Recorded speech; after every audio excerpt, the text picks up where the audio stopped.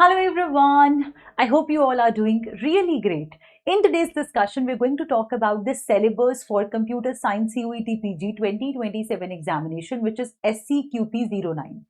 I'm sure बहुत सारे बच्चे वंडर कर रहे होंगे कि क्या सिलेबस है, क्या पढ़ना है, बिकॉज अभी बहुत सारे बच्चे ऐसे हैं जो ये प्लान कर रहे हैं कि हमें CUET PG 2027 की प्रिपरेशन जर्नी को शुरू करना है.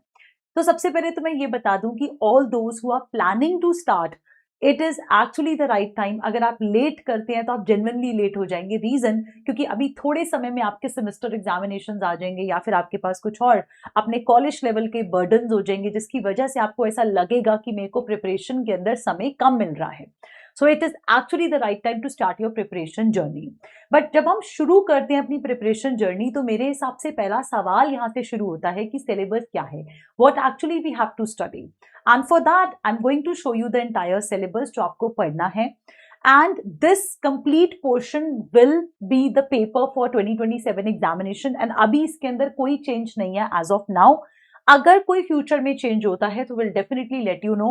एंड यहाँ पर इस चैनल के थ्रू आपको सारी इंफॉर्मेशन को प्रोवाइड किया जाएगा. ठीक है, let's have a look upon what is the syllabus for SCQP09. So this starts with the thinking and decision making, which is the geometrical design, selection of related words, numbers, figures, identify the odd things, item out from a group, completion of numerical series based on the pattern logic, fill in the blank type of syllogism type of questions. Then we have mathematics portion, which includes sets theory, algebra, coordinate geometry, calculus, right?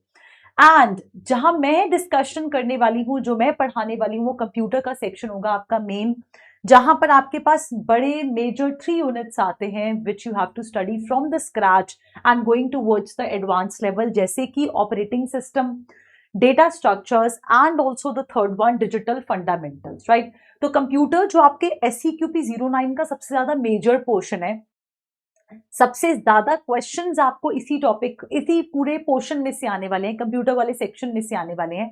तो यहाँ पे 3 major units आपको basically पढ़ने हैं.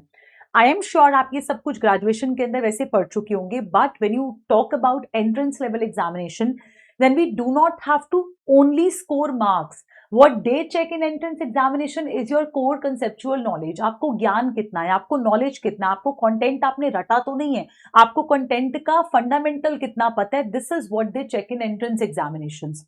सो the point here is कि ये जो topics है, जैसे अगर हम बात करें डिजिटल फंडामेंटल्स की, so you have to study from scratch. जो आपका ग्रेजुएशन का कंप्यूटर सिस्टम आर्किटेक्चर का पूरा टॉपिक होता है, डिजिटल फंडामेंटल का पूरा यूनिट होता है, वो हमें पढ़ना है.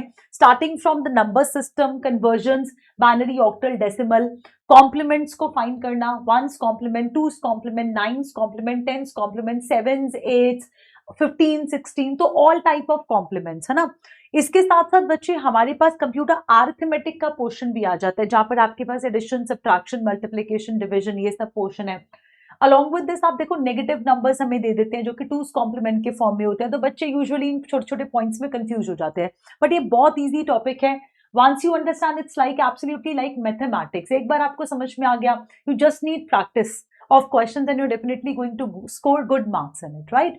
Then we have floating point representation. Also we have error detection codes.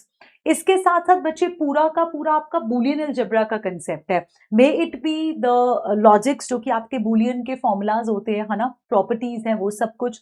Along with that, the entire K-map simplification also, which includes your gates as well. तो आपको gates भी पूरे पढ़ने होते हैं, interconnection of gates, equations को solve करना, K-map simplification, made be SOB, POS form, तो वो सब कुछ आपका concept इसके अंदर included है.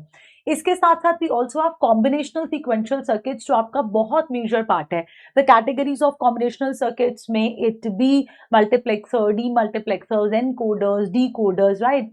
And on contrary sequential circuits like flip flops, latches, जिसमें आपको फ्लिप फ्लॉप के टाइप के ऊपर क्वेश्चन पूछा जा सकता है. तो all types of flip flops आपको पता होने चाहिए, है ना. सो ये सब कुछ हमारा मेन पोर्शन है जो हमारे डिजिटल फंडामेंटल्स के अंदर हमें पढ़ना है. ठीक है, इसके साथ साथ बच्चे जब आप डेटा स्ट्रक्चर्स पे आते हो, all the types of data structures, whether we talk of linear data structure और we talk of non linear data structure, जैसे कि stacks, arrays, queue, link list, जो लीनियर का पोर्शन हो गया. फिर नॉन लीनियर के अंदर आप आ जाओ ग्राफ्स एंड ट्रीज, है ना, इनके फर्दर कैटेगरी, जैसे ट्रीज के अंदर हम लोग बाइनरी ट्रीज पढ़ते हैं, बाइनरी सर्च ट्रीज पढ़ते हैं, AVL tree, B trees, B plus tree, तो मतलब ऑल कैटेगरीज। देन ग्राफ्स के अंदर भी study all the types of graphs, है ना, सभी टाइप्स ऑफ ग्राफ्स का डिस्कशन। सो ये हमारा मेन कंसेप्ट है, ठीक है। आप देख सकते हो क्यूज, लिंक लिस्ट, हम इससे रिलेटेड कुछ terms, binary tree, threaded binary trees, binary search tree, AVL tree, B plus trees, graphs, and then we also have sorting and searching algorithms. Now जब देखो पेपर के अंदर एक कमाल की बात यह है कि यहाँ पे लिखा नहीं हुआ कहीं पर भी, but they are asking for algorithms also. तो कहीं ना कहीं यहाँ पे हमने PYQs में देखा है कि इन्होंने एल्गोरिथम रिलेटेड क्वेश्चन पूछे हैं, मतलब कॉम्प्लेक्सिटी रिलेटेड क्वेश्चन पूछे हैं। तो I find it quite justified as well, because जब आप सर्चिंग एंड सॉर्टिंग एल्गोरिथम्स पढ़ते हो या फिर जब आप डेटा स्ट्रक्चर्स पढ़ते हो तो आपको कॉम्प्लेक्सिटीज पता ही होनी चाहिए, है ना। तो हम लोग कॉम्प्लेक्सिटीज को भी कवर करते हैं डिटेल के अंदर, कॉम्प्लेक्सिटी कंपैरिजंस हम लोग कवर करते हैं। We also understand how to solve recurrence relation को सिंप्लीफाई करके आप कॉम्प्लेक्सिटी कैलकुलेट कैसे कर सकते हो, है ना। So all that portion is your syllabus for data structure, which is again a major portion. All right, then comes the portion operating system का, which is also one of a major topics। देखिए approximately 35 to 40 questions रहते हैं आपके paper के अंदर, जो कि computer वाले सेक्शन के होते हैं, ठीक है। अब अगर मैं डिस्ट्रीब्यूशन की बात करूं तो इट्स नोवेयर रिटन कि इस टॉपिक में से क्वेश्चन ज्यादा आएंगे, इस टॉपिक में से क्वेश्चन कम आएंगे, या फिर इक्वल रेशो रहेगा। पर हम जब प्रिपरेशन करते हैं ना तो वी जनरली कंसिडर कि हम इक्वल रेशो अज्यूम करके चलते हैं, कि मान लेते हैं कि सब में से बराबर क्वेश्चन आएंगे। तो आप अज्यूम करो कि भाई 12 to 13 क्वेश्चन आपको एक यूनिट में से मिलने वाले हैं कंप्यूटर सेक्शन के, मतलब लगभग 12 से 13 क्वेश्चन ऑपरेटिंग सिस्टम के होंगे, 12 से 13 क्वेश्चन आपके डेटा स्ट्रक्चर्स के होंगे, 12 to 13 क्वेश्चन डिजिटल फंडामेंटल्स के होंगे, है ना। सो मतलब आपको 12-13 क्वेश्चन केटर करने के लिए आपको पूरा टॉपिक पढ़ना पड़ेगा। Got it.